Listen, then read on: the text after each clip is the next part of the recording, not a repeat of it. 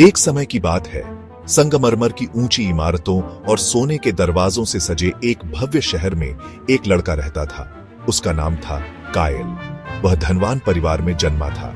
उसके पास सब कुछ था, नौकर, जेवर, महल, शानदार कपड़े। फिर भी उसका मन कभी तृप्त नहीं हुआ। वह हमेशा और अधिक चाहता था। वह खुद से कहता, मुझे इससे ज्यादा चाहिए, मैं सबसे अमीर बनूंगा, सबसे ताकतवर। एक शाम बेचैन और लालच से भरा कायल महल की सीमाओं से बाहर निकल पड़ा। उसने सुनी थी उन जगहों की कहानियां जहां अंधेरे की ताकतें छुपी हैं। वह एक काले रास्ते पर चल पड़ा। उसने अपनी आत्मा के टुकड़े बेच दिए और अंधेरी शक्तियों से समझौता कर लिया। वह छल, कपट और जादू में माहिर हो गया। जितना पाता उतना और चाहता।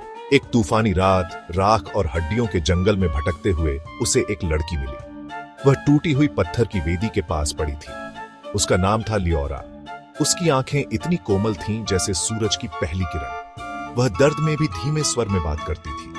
कायल, जो लालच और कठोरता में डूबा था, पहली बार कुछ महसूस कर बैठा। उसने उसकी सेवा की, उसका उपचार किया। दिन हफ्तों में बदल गए और धीरे धीरे प्रेम पनपने लगा। पहली बार कायल का दिल सोने और ताकत से परे जाकर मुस्कुराया। वह कहता, तुम ही मेरी दुनिया हो।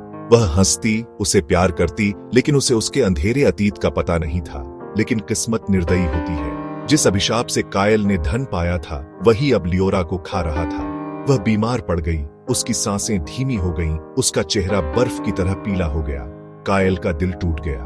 उसने हर इलाज पर धन लुटा दिया, सबसे ताकतवर आत्माओं को बुलाया, अपने महल, जमीन, गहनों तक सब बेच दिया, बस उसे बचाने के लिए।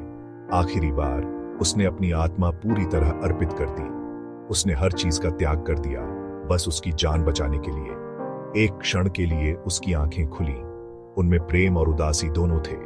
मैं तुमसे प्यार करती हूँ। और जैसे ही सुबह की पहली रोशनी फैली, वह चली गई।